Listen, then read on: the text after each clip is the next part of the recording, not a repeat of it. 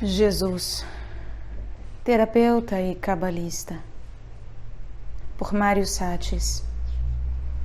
Tradução de Euclides Calone. Editora Ground. Abre aspas. Mas ele falava do templo de seu corpo. Fecha aspas. João capítulo 2, versículo 21. Abre aspas. Porque vós sois o templo vivo do Deus vivo. Fecha aspas. 2 Coríntios, capítulo 6, versículo 16. Bina. Entendimento. Abre aspas. O olho que vês não é olho para que o vejas. É olho porque te vê. Fecha aspas. Escreve Antônio Machado, confirmando o dito de Jesus compilado por Tomé no texto gnóstico. Novamente, ante o espelho, a claridade somente se conhece pela claridade. Abre aspas. Em tua luz veremos a luz. Fecha aspas. Diz o Salmo capítulo 36, versículo 10. A sabedoria conduz a Biná. O silêncio, a palavra. O projeto, a sua realização. De modo tal que, para que nosso cérebro se autofecunde, deve antes tornar-se consciente de sua complementariedade. Enquanto o hemisfério esquerdo possui a capacidade de processar informação sequencialmente, o hemisfério direito o faz de modo simultâneo. E como o sequencial é temporal, sucessivo, talvez seja essa a razão pela qual o masculino seja, do ponto de vista da linguística hebraica, uma extensão da memória, da lembrança. Zahar, macho, possui as mesmas letras que Zihar, recorda, ao passo que feminino, ou Nerebá, está em relação a Nahab, nomear, assinalar, designar. Aquilo que a sabedoria recorda, Platão dizia que todo conhecimento não é senão anagnórisis, quer dizer, reconhecimento. O entendimento, biná, o assinala, o encarna, o revive. Nosso hemisfério esquerdo, ao qual se atribui o discurso lógico, atua num regime de transferência em série, ao passo que o direito atua em paralelo. Como observa Carl Sagan, abre aspas, o hemisfério esquerdo vem a ser um computador digital e o direito um ordenador analógico. Fecha aspas. Se Biná, frequentemente chamada mãe, relacionada com o hemisfério direito, tem a ver com o paralelo e analógico, então é ela que terá, por assim dizer, a última palavra. A atividade do hemisfério esquerdo está mais próxima do diurno, do solar, enquanto que a do hemisfério direito, o estado noturno, responde ao lunar. Do ponto de vista da ciência neurológica, suspeita-se que o hemisfério esquerdo do neocórtex não atua durante o estado de sonho, enquanto que o hemisfério direito, hábil em símbolos e configurações espaciais, funciona nesse momento sem dificuldade. A Kabbalah faz derivar Ben, o filho, de Biná, e também agregando-lhe um lamed, Lebiná, que significa para a compreensão, ao mesmo tempo que Lebaná, lua. A sabedoria nos flexiona, porém o entendimento nos faz refletir. O sol nos cria, mas a lua nos abarca. O primeiro dinamiza nosso sangue, a segunda vivifica nossa linfa e é senhora de nossos líquidos intersticiais. O sangue tem a ver com o visível, com o colorível, com o solar, ao passo que a linfa começa como capilares cegos que se reúnem em vasos linfáticos de paredes mais delgadas e providos de numerosas válvulas.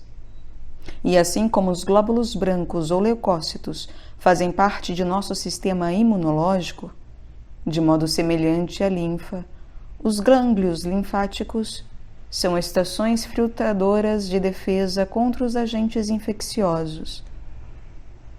De tudo isso, inferimos que o entendimento nos permite concentrar, canalizar a força da sabedoria, pois é a lua que regula, sobre a terra, o poder do sol. Seus filtros são o tempo, o ciclo, o espaço e as formas. Binah é também Biniyah, uma construção, uma morada que dará corpo aos materiais fornecidos pela sabedoria, projeções de nossos hemisférios cerebrais. Nossos olhos são, para a Kabbalah, como para a alquimia chinesa, rebentos do sol e da lua. A linguagem hermética faz corresponder o olho direito ao sol, à atividade e ao futuro, e o olho esquerdo à passividade e ao passado. Novamente nos vemos diante dos binômios sabedoria, projeção, entendimento, profundidade. O homem é reto e a mulher é curva. Porém é sabido que o prolongamento de um conduz ao outro. Se os olhos são tributários do sol e da lua, o hipotético terceiro olho é o fogo que nasce de sua união, a hierogamia, que o livro da criação denominava ser sábio com entendimento e entende com sabedoria, para fazer com que o de fora seja como o de dentro. O cabalista procede então por frequentes inversões especulares. Através de leituras cruzadas, atreve-se a seguir as inervações secretas do texto. Outro tanto faz o terapeuta quando levanta um diagnóstico sintetizando a dispersão das dores, somando suas emergências e manifestações, tratando, para curar, de restituir ao corpo sua funcionalidade unitária. Desde seu início, a árvore sefirótica se ordena por pares complementares para mostrar-nos que, embora a dualidade forme parte de um só organismo, sua manifestação imanente constitui o campo rítmico de nossa dança.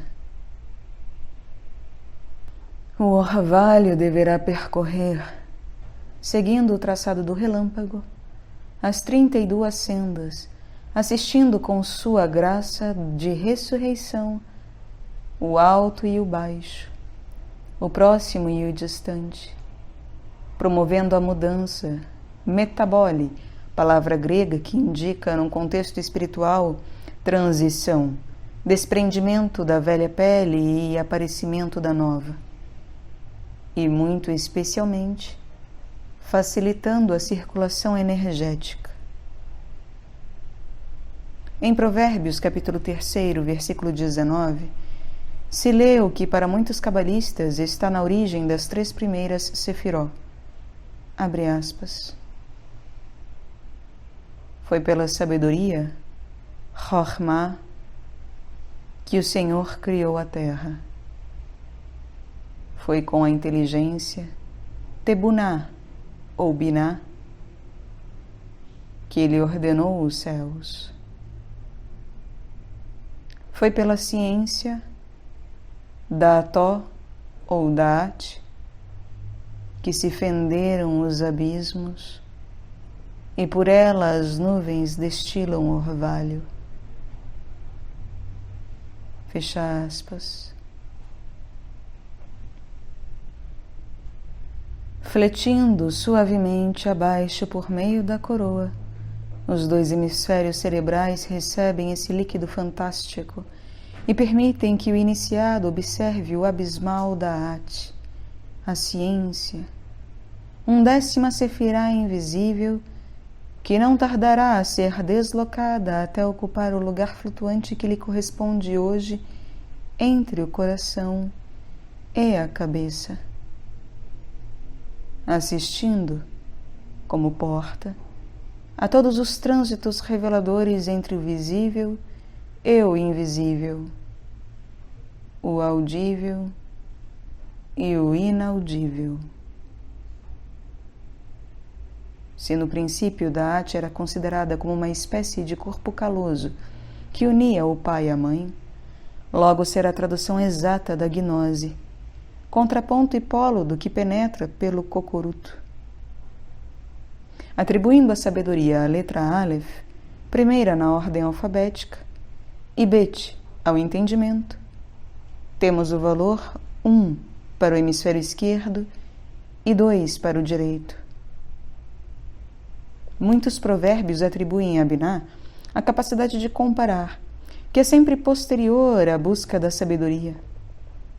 Porém, comparar supõe eleição, e nesse sentido parece que a capacidade de distinção espacial, formal, é trabalho quase exclusivo do hemisfério direito. Esse hemisfério é considerado, pois, como receptor e indicador da orientação espacial. Os neurologistas afirmam que são seus a cor, a música e, sobretudo, o lugar, a topografia. Beit, a segunda letra do alfabeto, quer dizer, entre outras coisas, casa.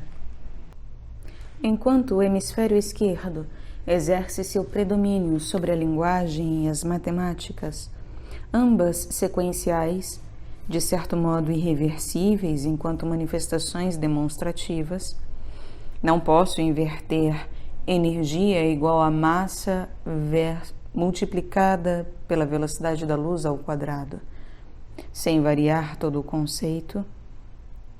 O hemisfério direito é sede do impromptu poético, das melodias e das curvas da geometria analítica. Não deve, então, surpreender que nos deparemos com o fato de que, nos antigos oráculos délficos, era a pitonisa que recebia a inspiração e rompia a falar, enquanto que o hierofante ou sacerdote decifrava o que era por ela dito. Em que pese sua diferenciação, ambos os hemisférios, ambas as sefiró, se buscam mutuamente, se necessitam, devem tornar suas ações simultâneas para que a obra do homem seja equilibrada. Chormá é advertência para o olho. Binah, sinal para o ouvido, mas também para a língua. Entre ambos os órgãos se espraia a linguagem, feita de metáforas, analogias visuais, mas também onomatopeias. Abre aspas. A letra Aleph, diz-nos o livro da claridade, profetizando o futuro ritmo alfa, é uma imagem do cérebro. Tu te das conta dela agora? Para isso, basta abrir um pouco a boca. Fecha aspas. Ocorre que, uma vez aberta, dela nascem as palavras e o Bet as fonetiza, as modula. Por essa razão, a harmonia manifesta na sintaxe é a obra do entendimento. Quebra-luz vivo em que se reflete a emanação da sabedoria. A tensão consonântica corresponde à distensão vocálica. O Bahir nos diz que, abre aspas, cada vogal é um círculo, enquanto que cada consoante é um quadrado, de tal modo que as consoantes não podem subsistir sem as vogais, já que são estas que lhes dão vida. Fecha aspas. Por ser Eva chamada pela Bíblia de mãe do que é vivo, faz parte do mesmo universo morfológico o fato de o homem ser dinâmico por fora, porém estático por dentro, enquanto a mulher é estática por fora, mas dinâmica por dentro. Paralelamente a esta complementariedade, acontece na tradição hebraica o binômio tradicional escrita-tradição oral. Fogo negro, as letras impressas, e fogo branco, a página, que obviamente as contém. Também duas das letras do tetragrama, Iod e Rei, são chamadas pelo Zohar, o pai e a mãe, respectivamente. O Iod porque punge, penetra e suscita, e o Rei porque articula, suaviza e dilata. A soma de ambas dá 15, que por sua vez é 6, a letra Vav, o filho, o homem. O mesmo tetragrama é masculino-feminino e o seu signo de igualdade está estabelecido pelo duplo rei. Ao ouvido chega o que o olho não alcança. O olho sai, o ouvido entra. Na porção vestibular do labirinto está o ouvido interno, que se encontra no interior do osso temporal em uma intrincada disposição, denominada labirinto ósseo. Como um estojo, este contém, por sua vez, o labirinto membranoso que compreende uma porção com função auditiva, o caracol, e uma porção encarregada da orientação e do equilíbrio, o vestíbulo, zona que se compõe de duas pequenas dilatações, o utrículo e o sáculo. Assim como ao olho corresponde o revelado, ao ouvido corresponde o secreto. Enquanto um processa as imagens invertendo-as no interior do cérebro, levando o que parece ao lado esquerdo para o lado direito e vice-versa, o outro deixa que o som entre diretamente no hemisfério em cujo lado está implantado. No todo é labiríntico, interior, profundo, obscuro, sussurrante. No lógio 83 do Evangelho de Tomé, Jesus explica, abre aspas, as imagens são visíveis para o homem, mas a luz interior está escondida na imagem da luz do Pai. Ele se revelará, mas sua imagem está escondida por sua luz. Fecha aspas. Rohimá constitui, pois, a primeira chispa, o primeiro estalido. Porém, Biná atravessa a perilinfa e faz vibrar a cabeça inteira nas sucessivas ondas do entendimento. O meio natural do olho é a luz, o do ouvido, o ar, exatamente como o do nariz. Por suportarmos melhor a falta de luz que de ar, alguns iniciados atribuem ao ouvido, ou melhor dizendo, ao conjunto nariz-garganta-ouvido, um papel mais relevante na evolução espiritual do que teria o olho, vítima, além do mais, de muitas ilusões. Um enigmático provérbio zen reza, abre aspas, os olhos são horizontais e o nariz vertical. Essa é a essência. Fecha aspas. De fato, no Gênesis, capítulo 2, versículo 7, é dito, abre aspas, o Senhor Deus formou, pois, o homem do barro da terra, e soprou em seu nariz o alento de vida, e o homem se tornou um ser vivente. Fecha aspas. Revelando-nos que o contato com o divino depende mais de nossas fossas nasais que de nossas pupilas. Abre aspas.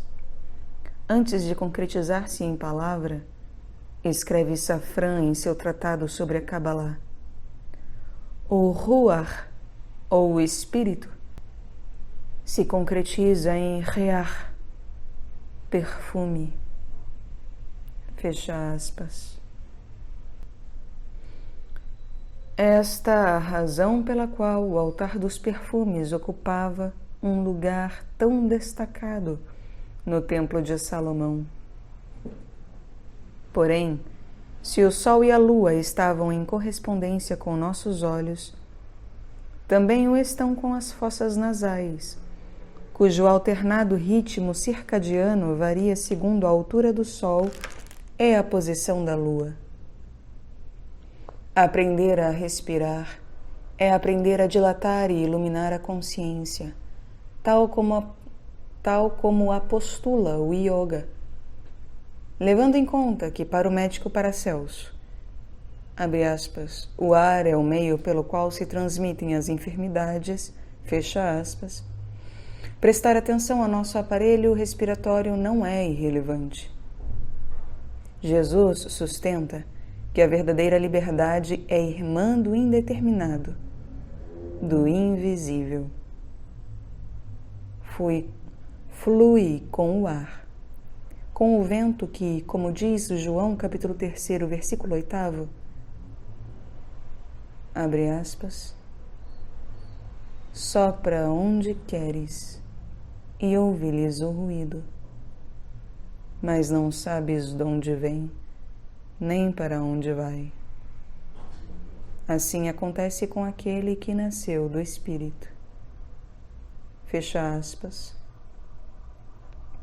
A raiz grega pnei, sopra, está exatamente como o ruach hebraico, que além de espírito é vento, relacionada com pneuma, o anímico, ou seja, a alma. Não podemos regular nossas pálpebras do mesmo modo que podemos regular nossa respiração, de modo diferente das vias ópticas e auditivas que passam através do tálamo. As vias olfativas conectam diretamente com o sistema límbico do cérebro, responsável pela conduta motivada, a memória e a emoção.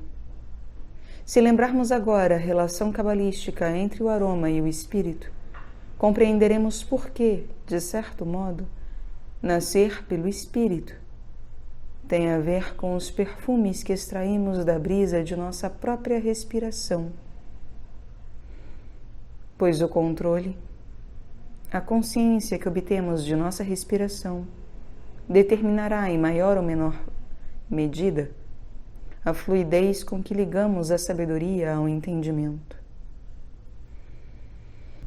Devido a um curioso paradoxo, somos capazes de fechar os olhos e tapar nossos ouvidos por muito tempo, mas não de privar o nariz de sua absorção de ar.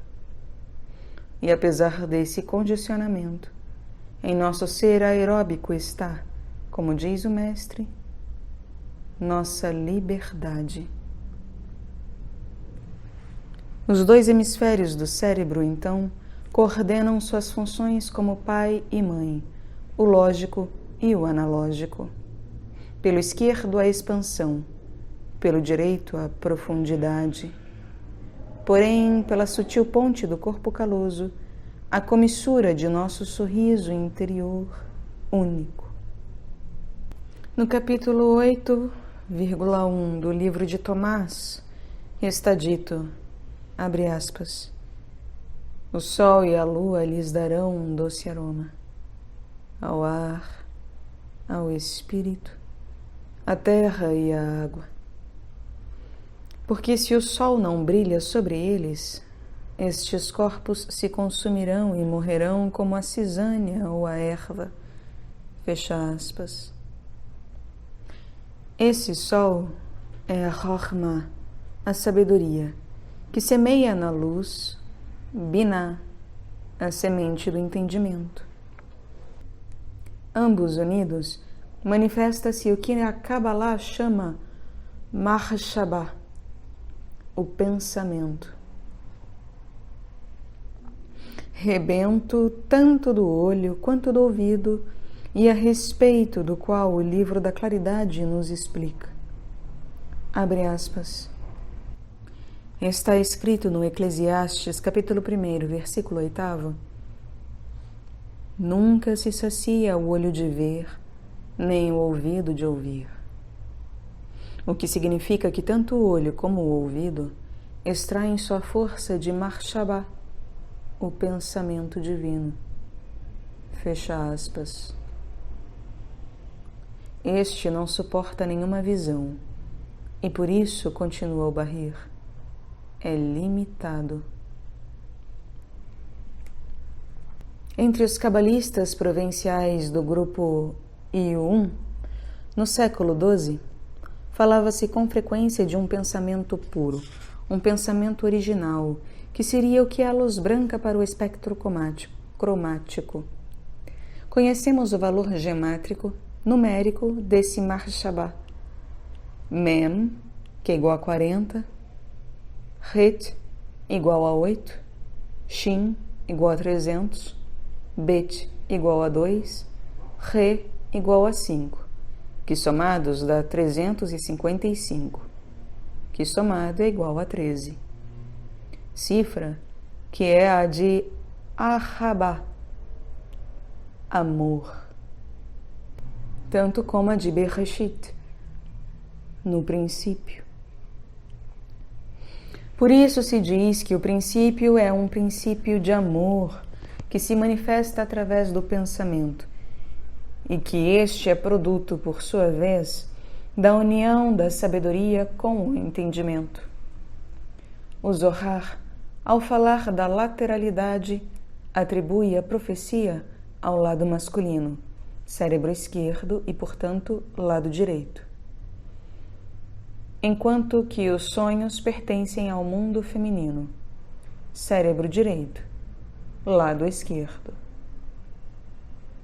Espaço que antes chamamos zona do profundo. Esse pensamento primogênio, na realidade, é uma estrutura vazia, um ponto inefável que tece e destece imagens e fonemas, assim como um só ponto urde na tela televisiva, com uma rápida varrida, a trama do que percebemos. A palavra Mahshabah pode também ser lida como Besimcha, na alegria, com felicidade. 5 letras que, como os 5 sentidos, devolvem a percepção, porém envolvem a realidade. Nosso cérebro, como uma noz sob a dura casca, consiste de 5 segmentos desenvolvidos a partir das 5 vesículas cerebrais do embrião: bulbo raquidiano, metencéfalo, mesencéfalo, diencéfalo e telencéfalo. Segmentos que unissonamente articulam o ver, degustar, ouvir, tocar e respirar. Se explorarmos um pouco mais a palavra hebraica Mahshabah, também encontraremos nela Behamishah, que quer dizer exatamente através de 5, apontando assim de novo para os sentidos, cada um dos quais está, por outro lado, em correspondência com os elementos clássicos. O fogo ilumina o olho, a água anima a língua, o ar serve ao nariz e ao ouvido, e a terra ou o concreto servem ao tato. A maneira holística de operar de nosso cérebro resulta da combinação simultânea e constante das 5 partes cerebrais em sua manifestação, quer dizer, em nossas mãos, que ocupam a maior parte da topografia do neocórtex. Localizado na periferia, entre os elementos, e no centro quintessencial, desenvolto e envolto ao mesmo tempo, o Filho do Homem, cuja função messiânica é incentivar a alegria, aparece como um ungido, um Meshiach. Comparando a palavra alegria, simcha, com Messias, vemos que enquanto a primeira tem um rei, a segunda tem um iode, letras que para o Zohar são mãe e pai do Vav. Um ungido no poder oleoso da oliva, árvore da paz, revela o Pai, Iode. Revelação que se percebe através dos 5 sentidos que advertem que o ser humano, pela palavra, é veículo do divino. A comparação de nosso cérebro com os ordenadores é falsa, porque estes não amam, nem sofrem, nem em consequência redimem sua própria estrutura. Abre aspas. Os ordenadores processam a informação, escrevem Pibran e Ramírez. Há um ritmo rápido e em série, e, portanto, são analíticos. Um acontecimento leva a outro. Pelo contrário, o cérebro, mesmo sendo um processador muito mais lento, faz isso através de milhões de canais em paralelo. É holístico. Relaciona muitos fatos simultaneamente. Fecha aspas. Não será a isto que ilude o vocábulo hebraico mente, Sechel, quando permite a leitura shel, do, kou, todo. Um todo que é sempre maior que a soma de suas partes, posto que o pensamento não tem princípio nem fim. A especificação que Pibran e Ramírez fazem dos canais em paralelos não é aleatória. Paralelo, em hebraico, se diz Herbel, palavra que possui exatamente as mesmas letras que Kabbalah. Esta arte de pensar e agir, em que Jesus de Nazaré foi mestre. Kabbalah significa tradição, recibo. E de que tradição se trata, senão da mesma que anima nosso corpo, cujo órgão central, o coração, Leb, assume os 32 canais da sabedoria bíblica. Inclusive nosso cérebro, essa noz secreta, tem seu ponto de apoio cósmico nas pulsações cardíacas. Tomada bioelétrica, sem a qual o ordenador mental não é mais que uma memória fria e inativa. Na periferia do sistema cérebro-espinal, ou central, estão os nervos raquianos e os cranianos ou encefálicos. Os 32 pares que se enervam na coluna vertebral, coluna que o Bahir se atreve a comparar a uma árvore. Abre aspas. A palmeira simboliza a coluna vertebral do homem, seu pilar essencial. Fecha aspas. E seu fruto mais esplêndido é supostamente o coração. Por sua vez, eco da medula espinhal,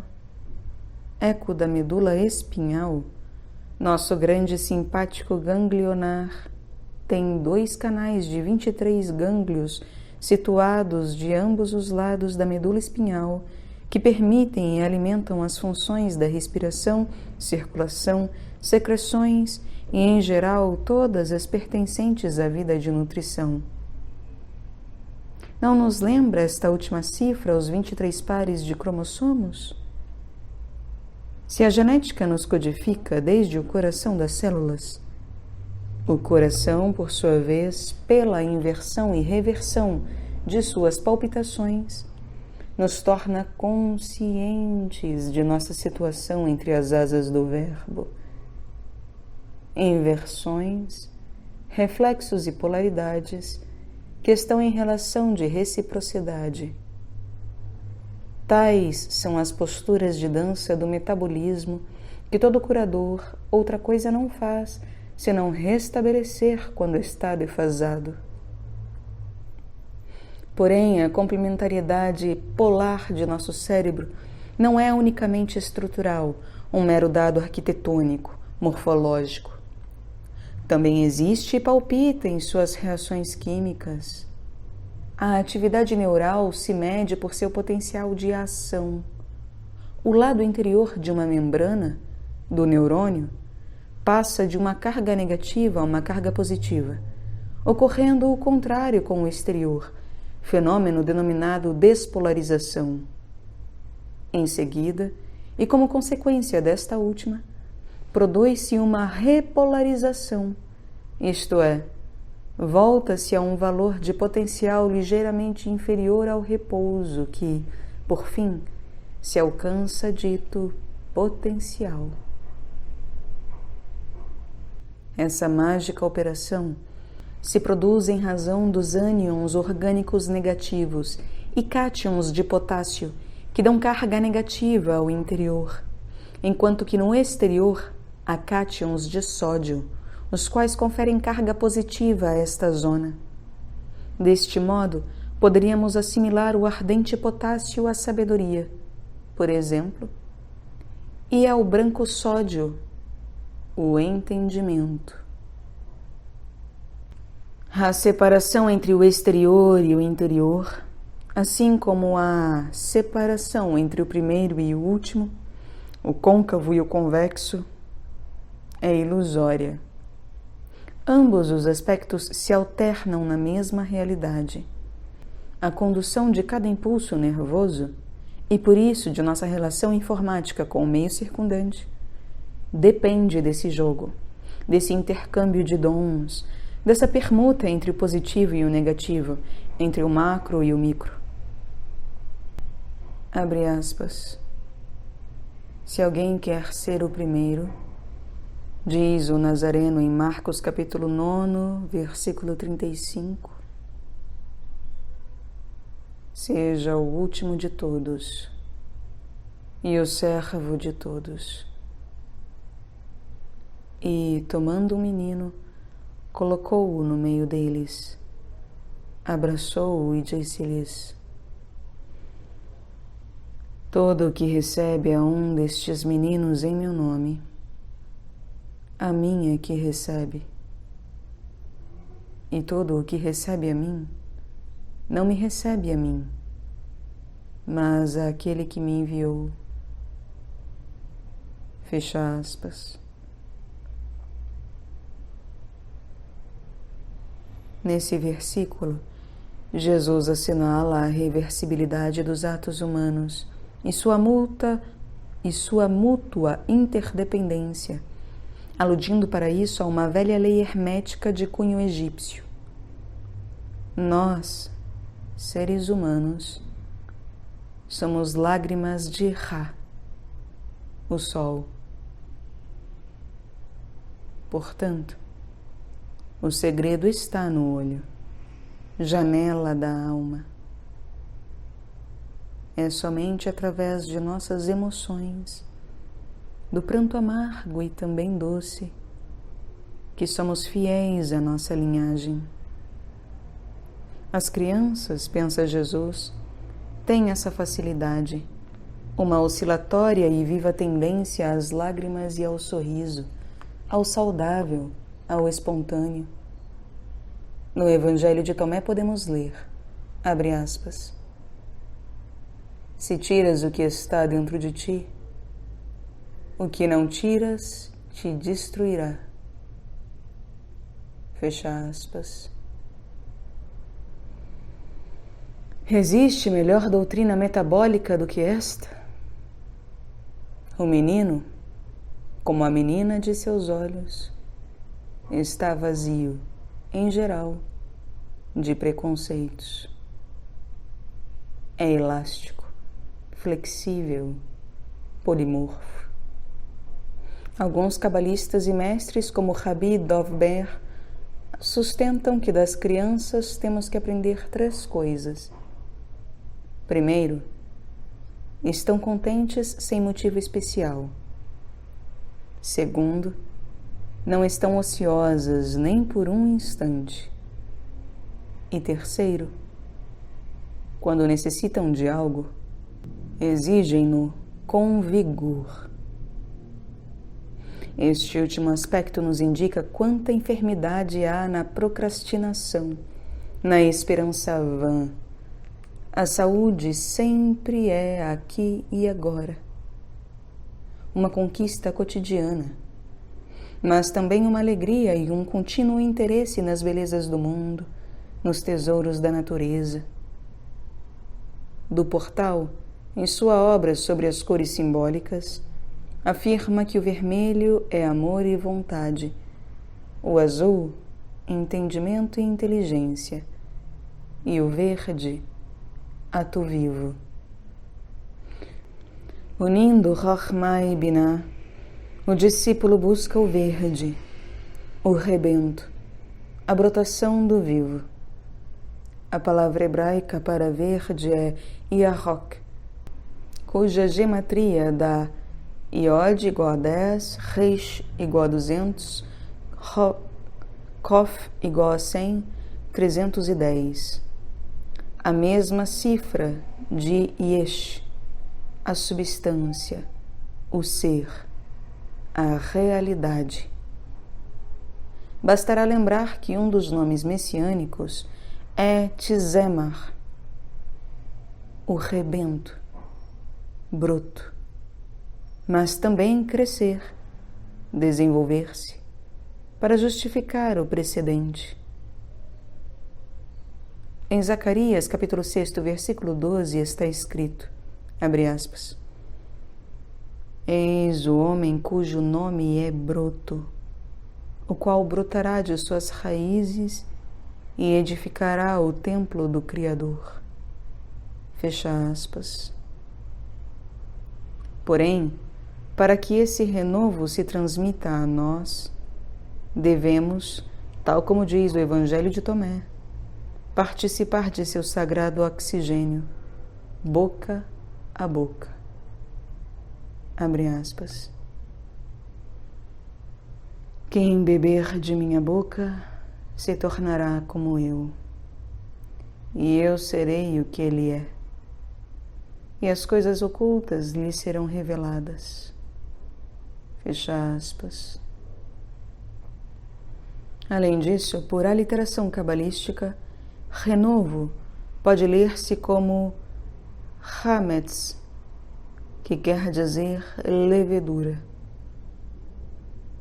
E é assim que voltamos ao reino dos céus, que, segundo Mateus, capítulo 13, versículo 33, é semelhante ao fermento. Reino que ajuda a crescer. Se é que não é ele mesmo o crescimento. Toda casca visível é a certeza imóvel, enquanto que por baixo, invisível, suave e preciosa, a seiva espera a coincidência da luz interna com a externa para mover-se ascendendo através da pequena folha.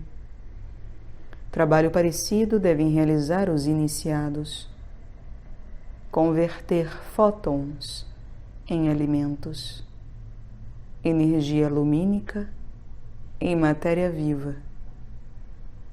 Uma tarefa sem fim, como é, sem fim, a dor que deve ser mitigada, a saúde que deve ser devolvida, o apetite que deve renascer, o sonho reestabelecer-se, o bem-estar que se deve recuperar, a alegria que deve ser compartilhada e as mãos que devem agradecer o que outras mãos nelas acariciam.